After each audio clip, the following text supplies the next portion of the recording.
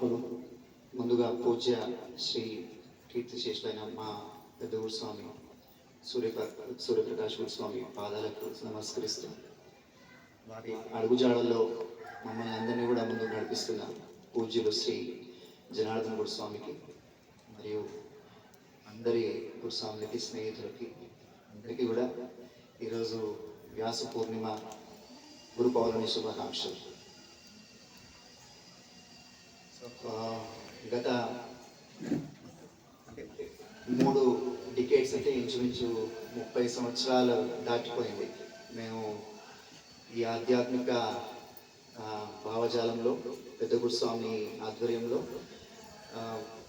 ప్రయాణం సాగిస్తూ ఉన్నాం. ఇట్లాంటి మంచి గురువు దొరికినందుకు ఎందుకంటే మేము ఎలాంటి మార్పు చెందింది, మా జీవితాలు ఎలా మార్పు చెందింది అనేది మాకు తెలుస్తుంది. అంటే ఒక మంచి గురువు మనకి తారాసపడితే ఆ గురువు ద్వారా మన ప్రవర్తన అంతా మారిపోతుంది. సో ఈరోజు మన తల్లి జన్మనిస్తే తండ్రి సుఖాన్ని ఇస్తాడట. గురువు ఏం చేస్తాడంటే ఓన్లీ ఒక గురువు మాత్రమే తన పరిపూర్ణమైన శిష్యుడు ఎదగాలని కోరుకునేవాడు.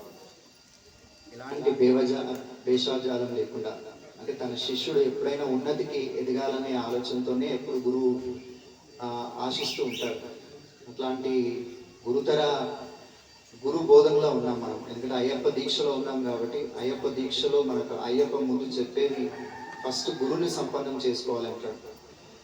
గురువు ఆజ్ఞ లేనిదే శబరి యాత్ర జరగదు మనకి.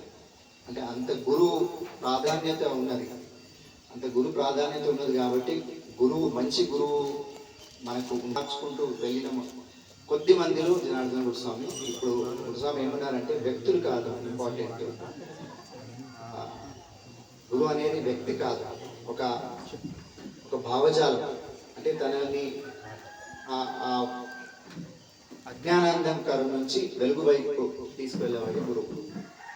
ఇట్లాంటి మంచి మనిషి ఆధ్వర్యంలో మేమందరం కూడా ఉన్నందుకు ఈరోజు అయ్యప్ప దినం కాబట్టి బుధవారం వ్యాస పూర్ణిమ రావడం, మేమందరం మళ్ళీ కలుసుకునే అవకాశం దొరకడం భగవంతునికి చాలా ధన్యవాదాలు. గురుస్వామికి కూడా అందరినీ పిలిచి ఈరోజు సమావేశపరిచారు కాబట్టి ఈరోజు అందరి సుముఖంగా గురుస్వామికి అన్ని శుభాలు జరగాలి, ఇంకా బాగా ఆయన సంకల్పం కూడా నెరవేరాలి.